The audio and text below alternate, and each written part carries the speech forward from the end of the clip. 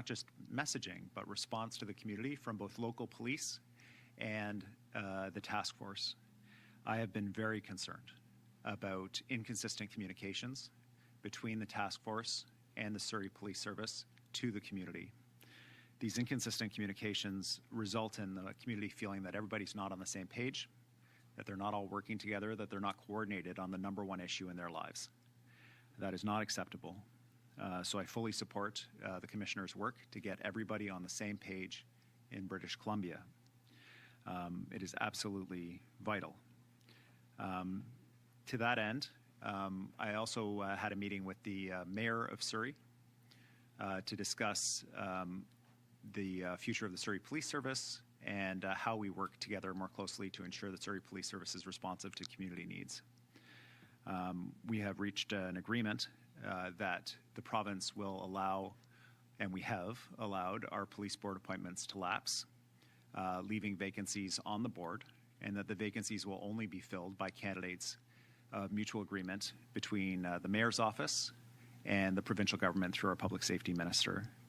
The goal here is to deliver what local policing is meant to be for the people of Surrey. Police board that is reflective of the community and directs policy along the lines of community priorities. I'm grateful for the opportunity to move into this mode of operation with the City of Surrey and the Mayor, and hope that it will be able to close some of the gaps that the community feels exist between policy for Surrey Police Service and what their wishes are for how the police service operates in their community, particularly around extortion.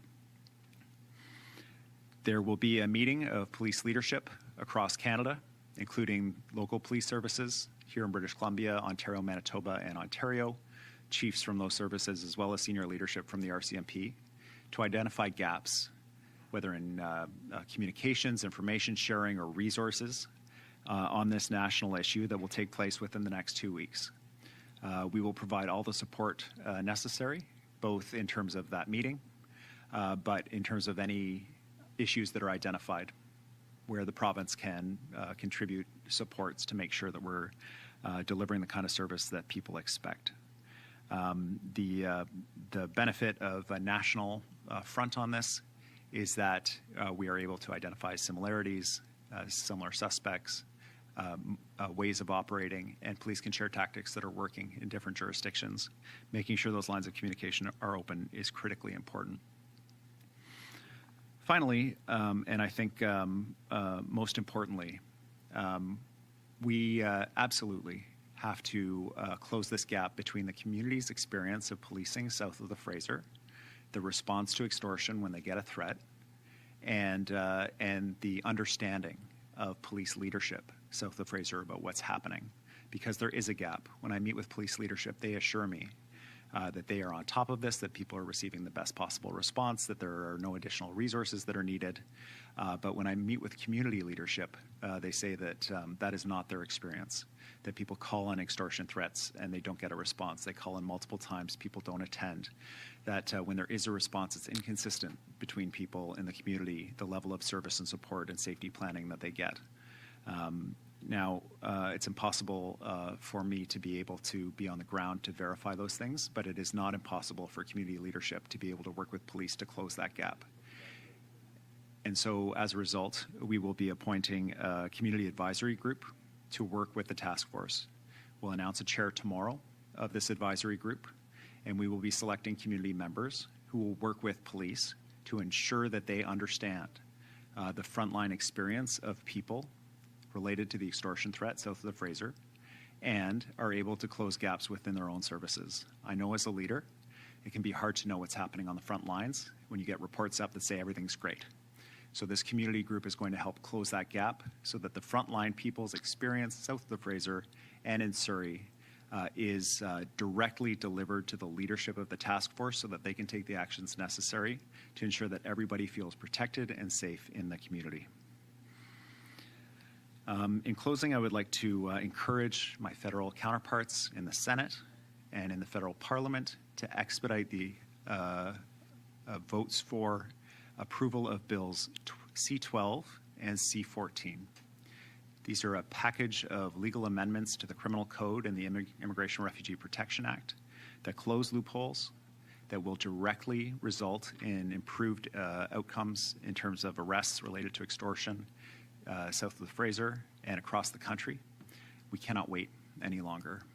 These are essential tools that police need now. They reflect the understanding of Canadians of what should happen when someone is arrested for these serious crimes that cut at the very heart of community. And the delay, while I understand as an elected representative, is about making the laws as good as possible, and I don't fault anyone for doing that important job, whether in the Senate or in the Parliament. The delay can't be tolerated anymore. There is always the opportunity to go back and make these better later on, but for now we need them passed, and we need those tools available for police right away. So with that, I'd like to invite questions from the media. Thank you for joining us this afternoon, and thank you to the community leaders for joining us as well. We really appreciate you being here today. Thank you, Premier, and thank you everyone for joining us here today at the Vancouver Cabinet Office. We're going to take questions from the media now. For media on the line, please remember to press *1 to enter the queue and to unmute yourself when called upon, and all reporters will have one question and one follow-up. We're going to start with Jordan Armstrong from Global News. Thank you, Mr. Premier, for your time and for doing this. In regards to your statement about the Surrey Police Board, what does that mean for the status of Police Chief Norm Lipinski? Is he still the chief? Yes, Mr. Lipinski is still the chief. This is not about Mr. Lipinski's job. This is about making sure that the police board reflects local interests and local priorities and has the full confidence of not just the provincial government, but also the local government. And a follow-up, you mentioned changing immigration and deportation laws. How are those, as they stand, problematic? Like, what are you seeing? Well, the biggest change, and I think the one that that really caused a lot of people, myself included, to wonder about the nature of these loopholes and how corrosive they are to public confidence in our immigration system, was the example of two people being arrested here as temporary residents, then claiming refugee status after they were arrested, and instead of being deported, then being allowed to stay on in the country and have a full refugee hearing. Now, I am grateful to Immigration Refugee Protection administrators and others who appear to be expediting this as quickly as possible to be able to address it, but the idea is ludicrous. That somebody involved in functionally, from my perspective, a terror attack in our community that is ongoing is allowed to claim the benefits of refugee status in our country, and out of concern being returned to the world's largest democracy, India. Like, this is absolutely ludicrous. And so Bill C-12 closes that loophole. The other piece that we've been frustrated by in terms of rules around the Immigration Refugee Protection Act is there are individuals who have been identified who have been as being involved in some way, who have been deported by CBSA, Canadian Border Services Agency, and Canadian Border Services Agency is not identifying these individuals to the community.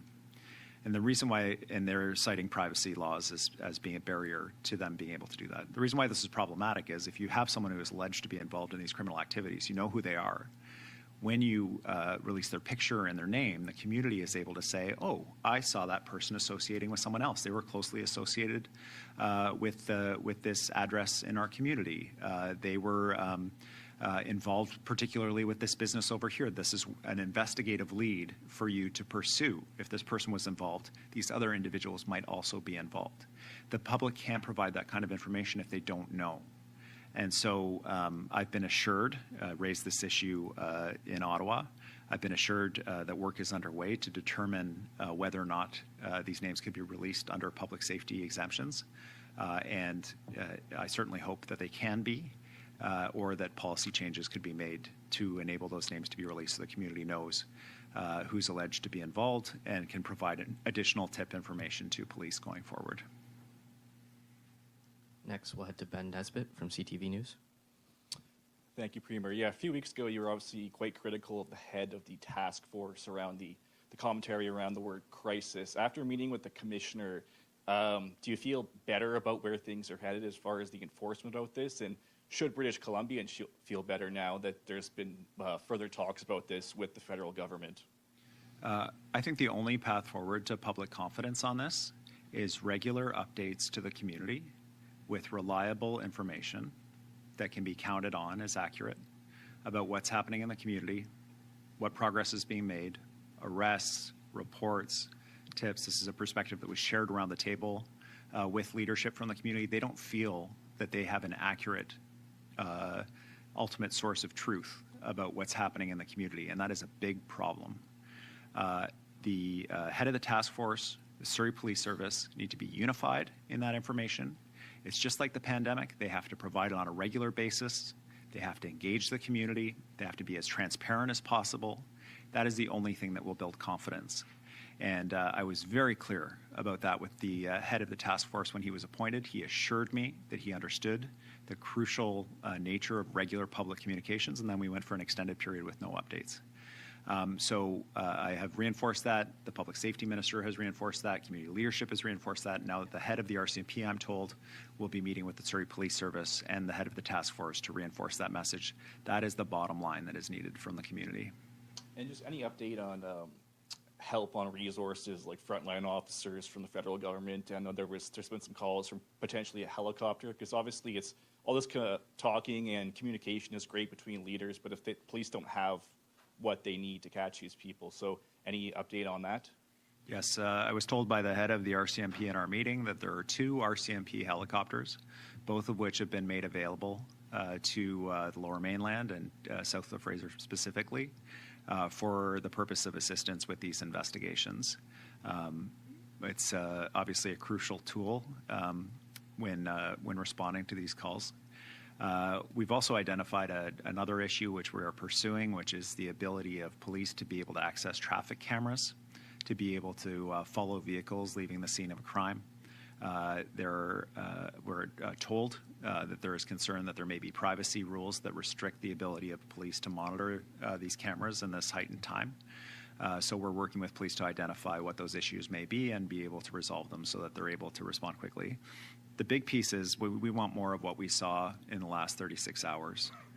Somebody calls in, there was a shooting at a house, there was a fire, the police are there within minutes. They're able to track individuals and arrest them immediately. This is what people have expected from the beginning would be the case. And I'm grateful to those officers being on patrol in this area. This is what needs to happen. This is what people are looking for. And helicopters and cameras can assist with that. And that is the big push from the community. I expect that will be the message from the community advisory group to the police leadership. But again, that will be informed by the frontline experience of people in the community. Next, we'll head to Permeet Kamra from Omni News. Morning, Premier. My question to you is, you have heard the concern of business community members today. Some of them are feeling abandoned and they are planning or considering to leave Surrey or closing their business. What is your message to them, and what will actually change for them after this meeting today? Yeah, thanks. I heard from business leadership about how this is really undermining commerce and business success south of the Fraser. You know, this is our fastest growing city in the province. It is an incredibly vibrant and successful area of small and medium-sized businesses that are growing into some of the biggest businesses in the province. Many of these businesses south of the Fraser have connections with major trading partners that we want to develop and enhance, both in Asia and in India. And so the fact that they are apprehensive about advertising, about being publicly visible, it cuts against not just their own business's success and the success of their employees, but our whole province's success and to some extent the country's success, because that is not just British Columbia. It's other provinces as well where this is happening. So there's a real urgency around this. In terms of both businesses and community members, I want to assure people that we will make sure that your voices are front and center with police leadership in responding to this crisis through our community advisory group, so that your concerns are brought to the front and addressed proactively. Any resource requests that we get from police will be promptly addressed, either through our level. I have the assurance of the Prime Minister at the federal level as well. And our goal is to address this as quickly as possible.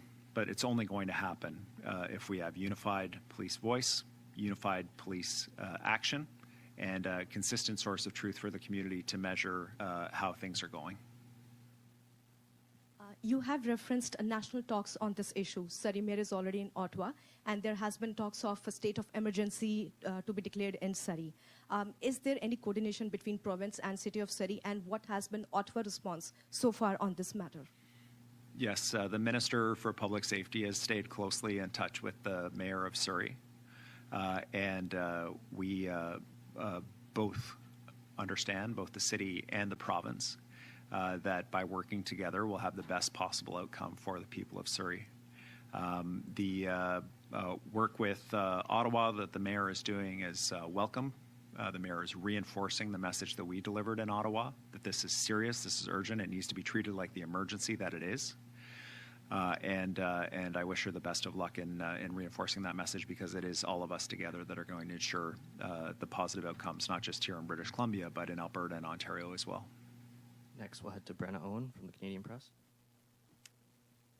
Thank you. So you did mention India. What are the nationalities of the suspects arrested recently under this file?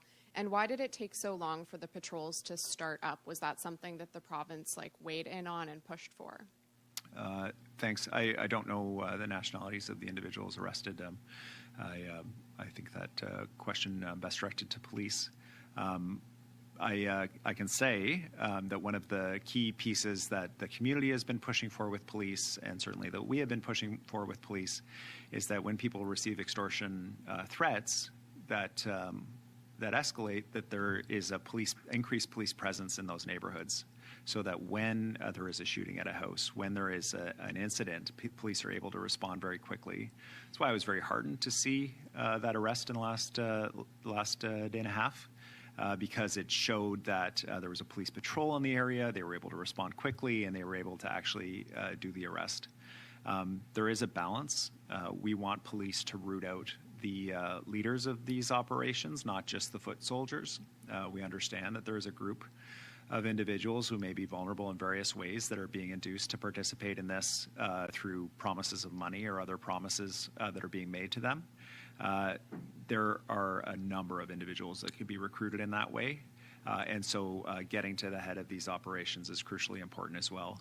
But from the community perspective, having that frontline police patrol presence in the neighborhood, arresting people shortly after an incident, really helps with confidence, and I hope we see more of it. Do you have, and I appreciate this, I've also reached out to the CBSA, but do you have an update on the number of people who have applied for refugee status while under investigation for these extortion files? And has there been outreach by your government or by Ottawa to the government or governments involved with those? Yeah, I'm only aware of two, but I'm also aware that trends like this can spread pretty quickly once people are aware that that avenue is available to them, so that loophole needs to be closed right away.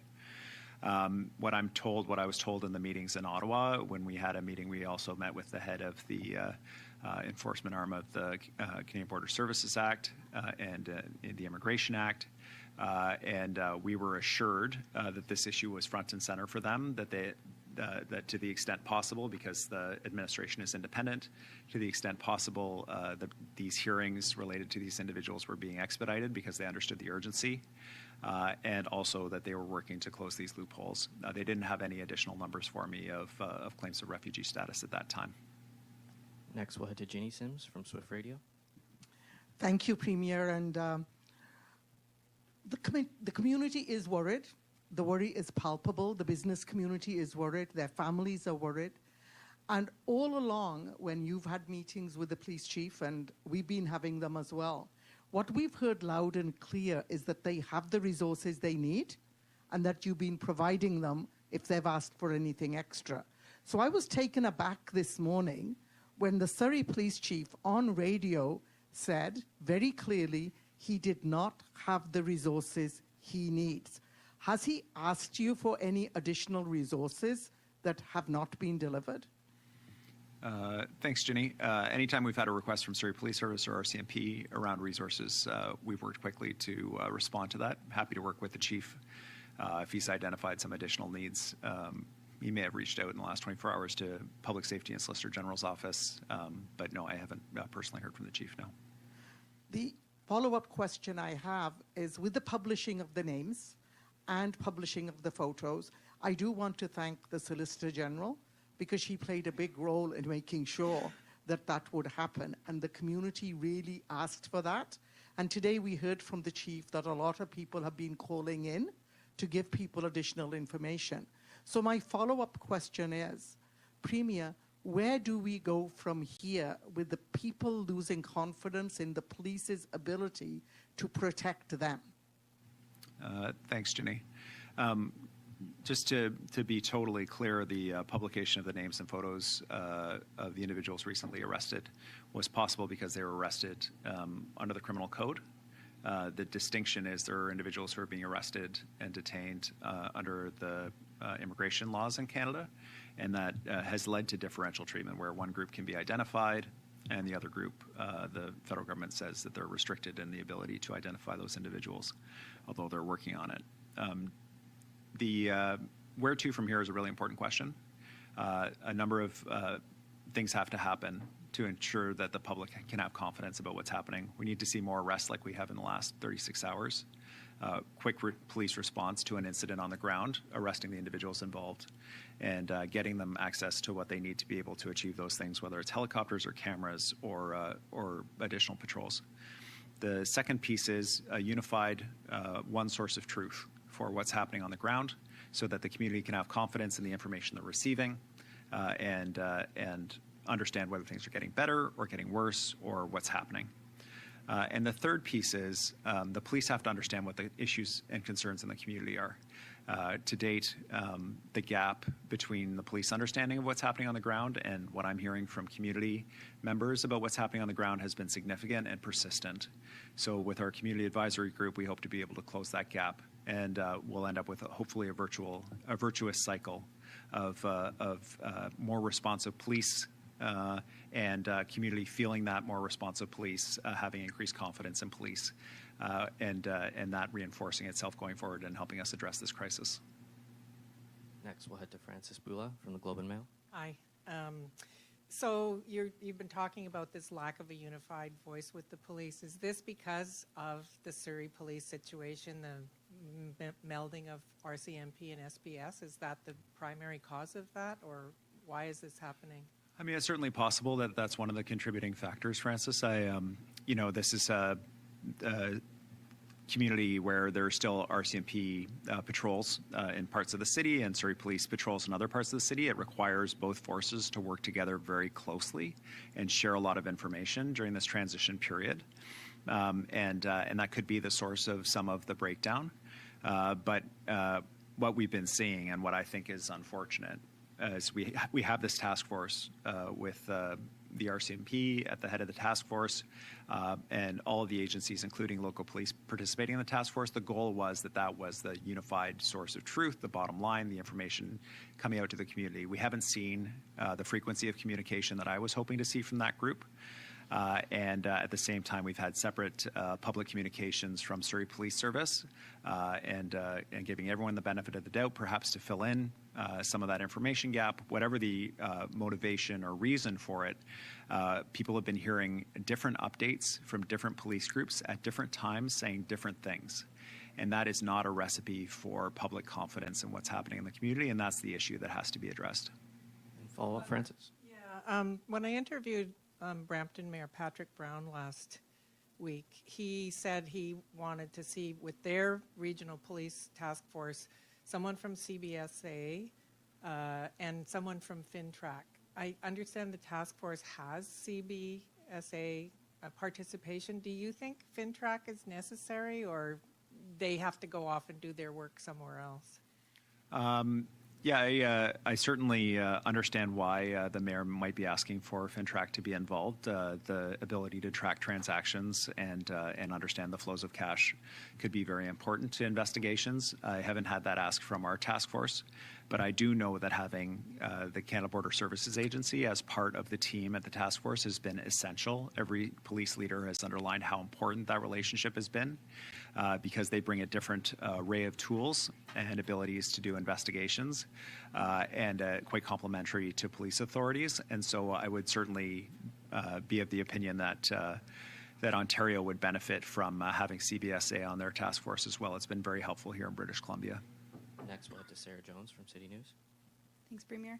I know the province obviously has been investing a lot of resources right now to support this extortion crisis that we're facing, as well as the City of Surrey is stepping up.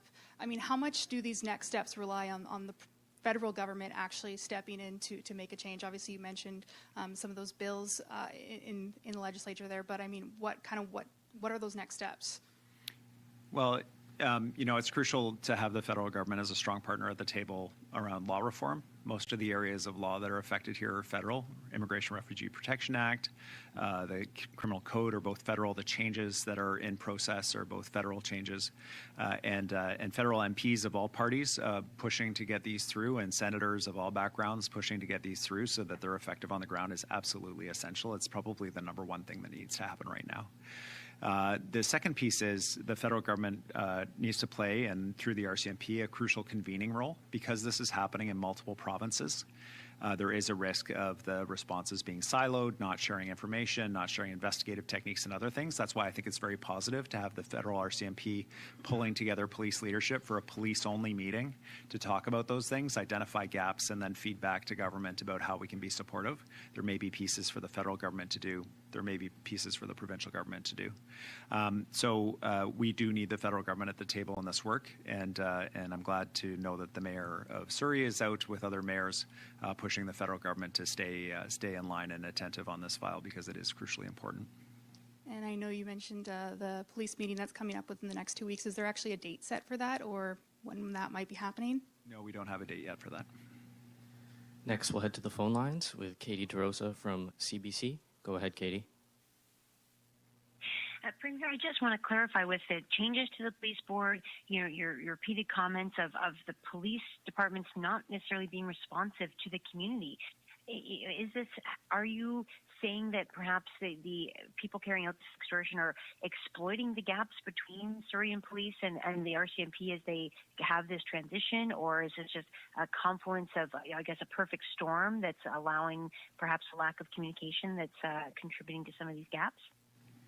I guess the main anxiety I have is that the public needs to be confident, as do I, that everything that can be done is being done, and that we're making progress. And if we're not making progress, that someone's working on figuring out why we're not making progress and fixing it. And that's the gap. I don't think that the people south of the Fraser, and I don't want to generalize, there's a lot of people, but generally speaking, when I speak to community leaders and individuals in the community, they do not have confidence that everything that can be done is being done. They do not have confidence that things are getting better. They do not have confidence that anyone is working on identifying if things are getting worse, why they're getting worse, or if they're getting better, how we can do more of the same. And so that gap in community understanding is very corrosive because it means that people don't call in information. It means they say, well, what's the point of letting police know because they're not doing anything anyway. These are serious things that I'm hearing from people about their experience, and it's not tolerable. If the police in the senior leadership roles are not hearing that, they need to hear that. And in hearing that, they need to act on it, which is why we're establishing a group that we hope will be that link between the frontline experience of somebody who gets that threat on their phone and is terrified for their family and the most senior levels of leadership at the task force, that we close that gap, because that is the gap that has to be closed. Those are the people who have to be reassured. If I get that threat on my phone, if somebody shoots at my house, that I know that the police are doing all they can to deal with that. And that's the part that we have to address. Do you have a follow-up for the Premier, Katie? Yes, please. Last week, Minister Bailey talked about that she's going to be the least popular person in British Columbia, alluding to budget cuts that will come as a result of trying to bring down the $12 billion deficit. Will you also be the most unpopular person in BC? What should we expect with the budget? Thanks for the question, Katie. This is a really challenging time for governments around the world, and certainly in British Columbia, we're no exception. The cost of delivering services and infrastructure continues to escalate, just like family budgets. You see increases in costs about groceries, or maybe you're thinking about doing a small renovation or whatever it was. You can see the impact of these costs. Government is affected by that too. We need to ensure as well, right now, that we're responsive to the threat from the president, the very real threat that is being made to our free trade agreement with the United States, and what impacts that could have on our province. We need to be in a stable fiscal situation. We need to act as if this is the new normal. Lower resource prices with a slowing global economy, increased costs to deliver services and critical infrastructure, and ensure that the province's finances are able to respond to that. It requires restructuring some of the work that we're doing. It requires focusing on the core services that British Columbians expect us to focus on: education, healthcare, transportation, growing the economy. We're going to continue to do all of that work. Our commitment to British Columbians is to keep them protected in terms of the core services that they need, and to be responsive to the fiscal realities that we face as a government and governments across Canada are facing right now. So it's a challenging budget, no question about it. But there's nowhere else I'd rather be than British Columbia to face these challenges. We have announced $3 billion in final investment decision on new mines in our province in the last 30 days. I'm sitting around the Council of Federation table with provinces and territories across the country that are like, well, we have great critical metals and mining opportunities in our provinces, and you know, we hope to be able to develop them. Well, we're doing it right now in British Columbia. We're creating jobs, opportunity, and prosperity. We have about $20 billion in the near term of final investment decisions by the end of this year. That grows to about $50 billion with some major energy projects. These will help us pay for public services and help us deliver jobs and prosperity. So while it's a challenging budget, we're very well positioned here in British Columbia to weather this storm, but we have to make sure that the public finances and our budget recognize the realities of where we're at and create that that flexibility for us to be able to respond. It's a hard job. I think British Columbians expect us to do it, though, and I think failing to act would result in very negative consequences for our government.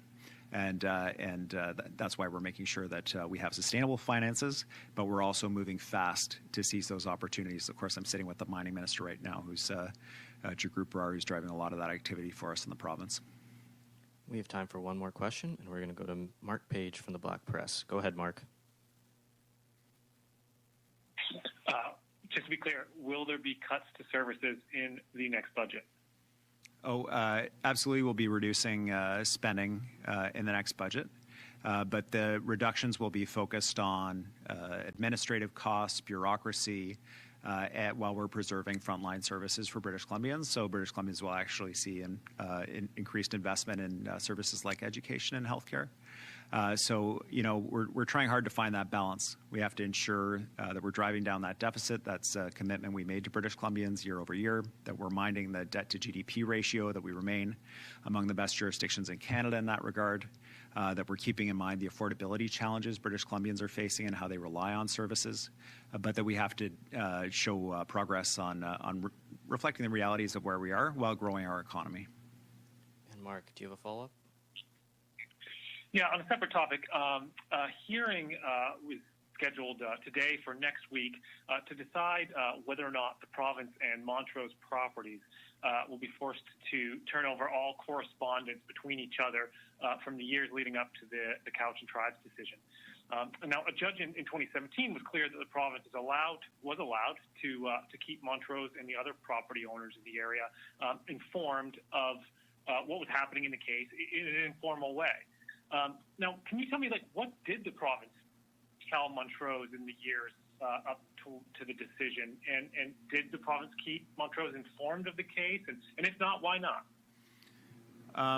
Yeah, I can speak generally about this, Mark. I can't speak specifically to any correspondence or what relationships government may have had with Montrose, because I just don't know.